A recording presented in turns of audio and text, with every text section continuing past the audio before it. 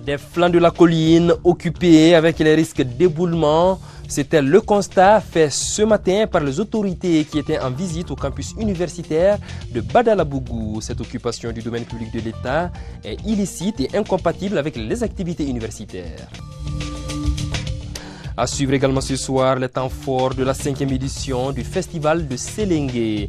Déroulé au rythme des concerts, des rencontres culturelles, artistiques et intellectuelles, ce festival Urban Music and Mode a drainé des milieux de festivaliers et d'artistes de renom.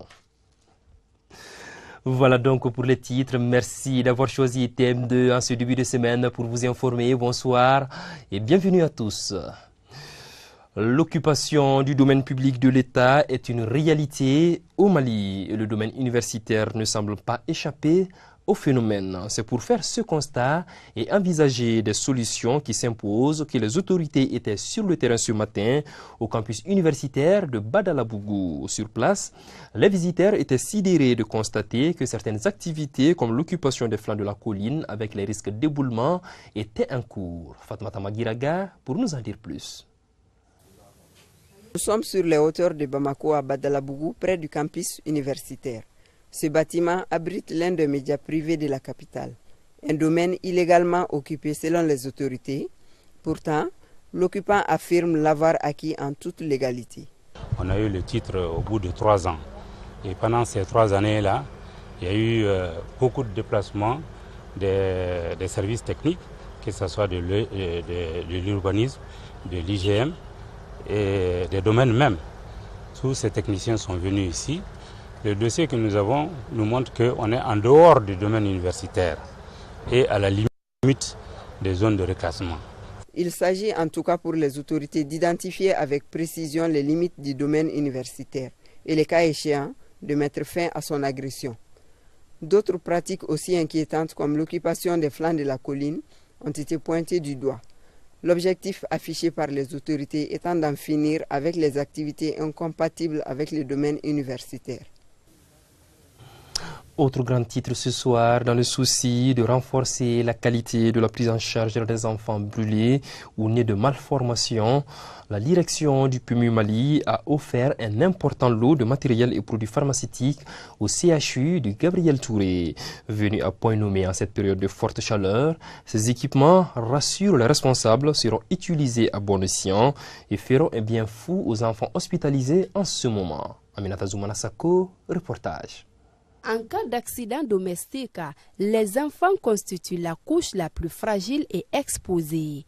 Conscient de cette réalité, la Direction générale du PMU Mali a décidé de venir au secours de ces enfants en remettant des équipements et produits pharmaceutiques pour enfants brûlés. L'association d'aide aux enfants brûlés et enfants nés avec malformation s'est dit comblée avec ces dons. Je ne saurais exprimer ce que je ressens, mais je dirais tout simplement que je suis très satisfaite.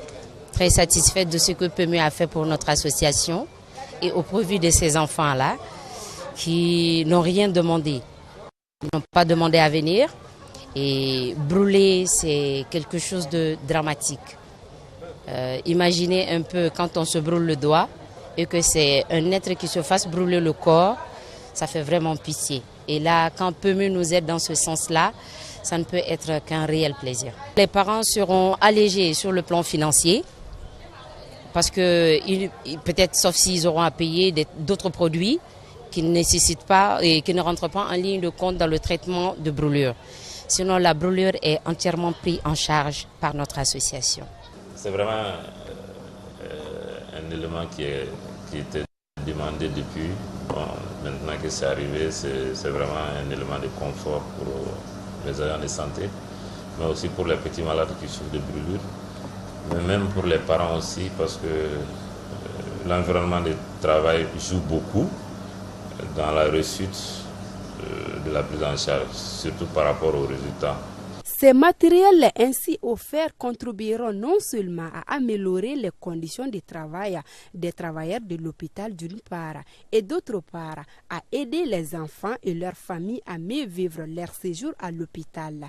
Par ailleurs, la présidente de l'association rassure le donateur que bon usage sera fait des équipements reçus.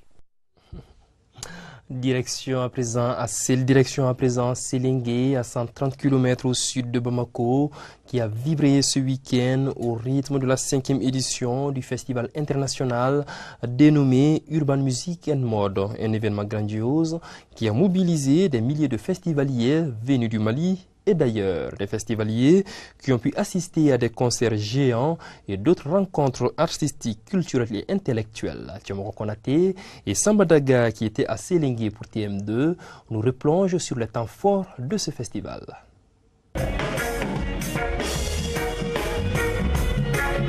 Des vibrations sonores séduisantes, un public charmant envoûté et plongé dans une admiration passionnée, bref, de l'ambiance dans toute sa splendeur.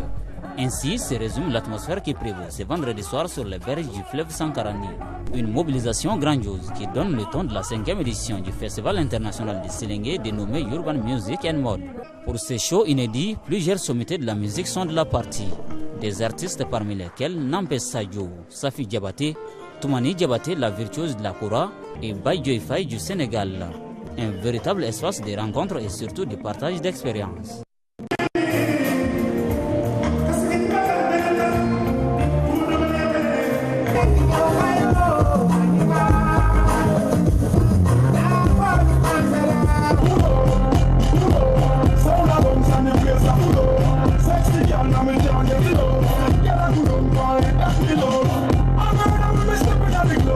Le festival représente beaucoup pour nous, surtout en cette période.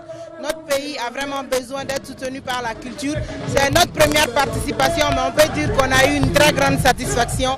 Niveau organisationnel et surtout le public a répondu et vraiment c'était magnifique.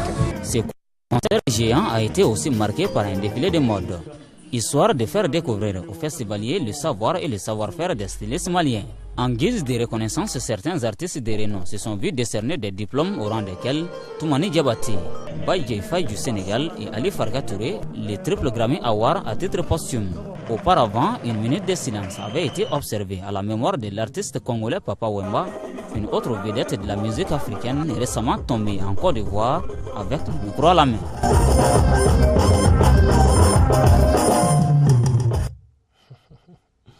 Les défis de la paix et de la réconciliation nationale sont certes énormes pour le Mali, mais pas pour autant insurmontables. Une réconciliation bel et bien possible avec l'implication de toutes les couches de la société, notamment la plus importante incarnée par la jeunesse. Quel meilleur moyen d'inciter les jeunes à la promotion de la paix qu'un projet combinant sport et sensibilisation.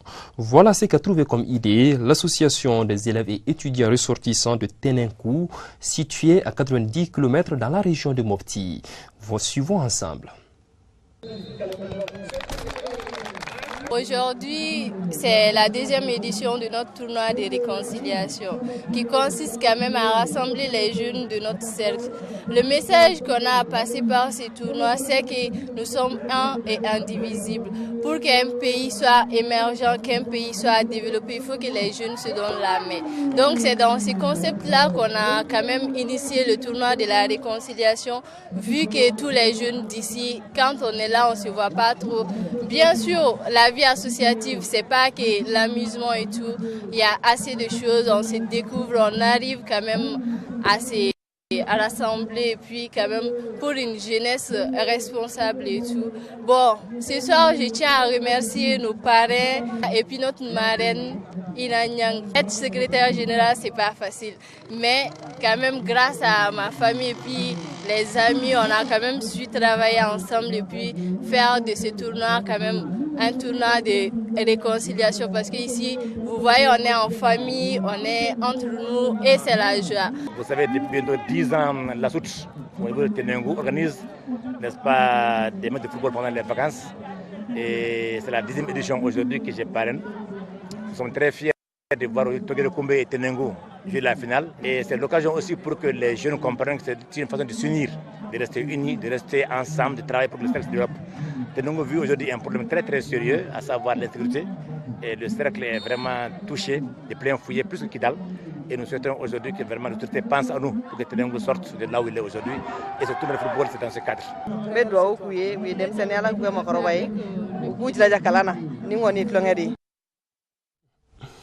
À présent, pour terminer cette édition, je vous propose un tour d'horizon de l'actualité internationale en plus bref et en images. C'est une revue que nous propose et commente ce soir Fotigui Tunkara. Joseph Kabila a décoré à titre posthume Papa Wemba au cours d'une cérémonie d'hommage ce lundi à Kinshasa. Des milliers de personnes, y compris les autorités congolaises, ont entamé 3 jours de commémoration en la mémoire de l'artiste décédé brusquement sur scène à Abidjan. Son corps restera exposé au Palais du Peuple pendant au moins 48 heures. Les obsèques auront lieu en Montongué où a grandi Papa Wemba. Son inhumation est prévue mercredi. Le propriétaire de l'immeuble qui s'est effondré vendredi dans la capitale kenyane, tuant au moins 21 personnes, a été arrêté. Samuel Kamau Karanja doit comparaître ce mardi devant une cour. Les autorités kenyanes ont indiqué qu'il n'a pas eu la permission de louer les 119 chambres dans l'immeuble de 6 étages. Le gouverneur de Nairobi a expliqué que les agents de l'État qui ont approuvé la construction du bâtiment dans le quartier pauvre de Huruma seront licenciés. Le secrétaire d'État américain John Kerry a déclaré que les pourparlers sur la Syrie qui se tiennent à Genève s'acheminent vers un accord sur la cessation des hostilités. Il a toutefois précisé qu'il reste encore du chemin à faire. Les chefs de la diplomatie américaine doivent s'entretenir avec les ministres des Affaires étrangères de l'Arabie Saoudite, de la Jordanie et plus tard avec l'émissaire des Nations Unies. Ils doivent discuter de la façon d'éviter la reprise des combats à Alep. La guerre en Syrie a débuté en 2011. Elle a fait des milliers de morts et de réfugiés. Des chercheurs au Brésil ont indiqué que le virus Zika pourrait être plus dangereux qu'on le pense. Le taux d'infection au Zika dans certaines régions du Brésil a régressé grâce à une bonne diffusion d'informations sur la prévention de la maladie. Mais la recherche d'un vaccin est encore au stade embryonnaire et le virus se propage dans toute la région. Selon l'Organisation mondiale de la santé, l'épidémie actuelle devrait toucher au total 3 à 4 millions de personnes en Amérique. La Ghanéenne Rebecca Samoa, 24 ans, est devenue ce week-end la première Miss du continent africain à Johannesburg, en Afrique du Sud. Dauphine du concours Miss Ghana 2015, la jeune femme repart avec une bourse pour étudier la gestion des affaires à l'université Monash. La représentante zambienne Michelo Malambo a fini deuxième devant la sud-africaine Jemima Kandimiri qui complète le podium pour cette première sur le sol africain. Voilà, c'est ainsi que prend fin cette édition de ce soir. Merci à tous de l'avoir suivi. Rendez-vous est pris pour demain pour d'autres infos, autres faits qui marquent notre actualité, qui marquent notre cité. Au revoir.